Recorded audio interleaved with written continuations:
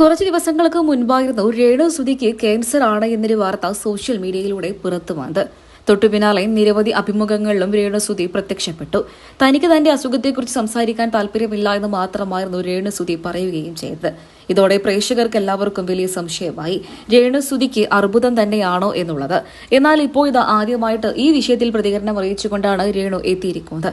താരത്തിന്റെ വാക്കുകൾ ഇങ്ങനെയായിരുന്നു. ആദ്യമൊക്കെ എന്റെ പേരിൽ ഇങ്ങനെയൊരു വാർത്ത സോഷ്യൽ മീഡിയയിലൂടെ പുറത്തു വന്ന സമയത്ത് പ്രതികരിക്കേണ്ട എന്ന് തന്നെയാണ് ഞാൻ കരുതിയത്. എന്നാൽ കഴിയില്ല, ഇനിയെങ്കിലും പ്രതികരിച്ചേ മതിയാകൂ. അതുകൊണ്ടാണ് ഞാൻ ഇപ്പോൾ ഇതിനെക്കുറിച്ച് തുറന്ന് സംസാരിക്കുന്നത് എന്നും പറഞ്ഞുകൊണ്ടായിരുന്നു രേണു തന്റെ വാക്കുകൾ തുടങ്ങിയത്. ആദ്യമായിട്ട് തന്നെ രേണു പറഞ്ഞത് ഇങ്ങനെയായിരുന്നു.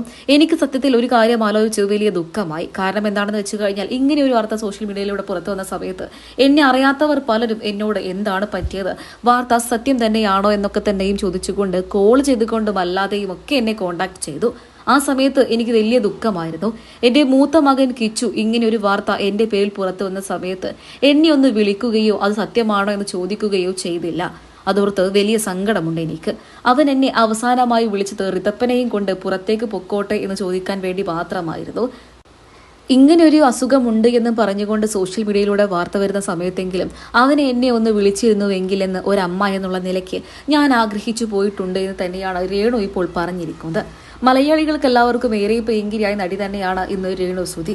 സോഷ്യൽ മീഡിയയിലും സജീവ സാന്നിധ്യമായി നിൽക്കുന്ന രേണുസുതി ഈ അടുത്തിടെ ദുബായിലേക്ക് പോയ സമയത്ത് അവിടെ വെച്ച് ഹെൽത്ത് ചെക്കപ്പ് എടുത്തിരുന്നു. അതിലാണ് ക്യാൻസർ സ്ഥിരീകരിച്ചത് എന്ന വാർത്തയായിരുന്നു പിന്നീട് സോഷ്യൽ മീഡിയയിലൂടെ പ്രത്യക്ഷപ്പെട്ടത്.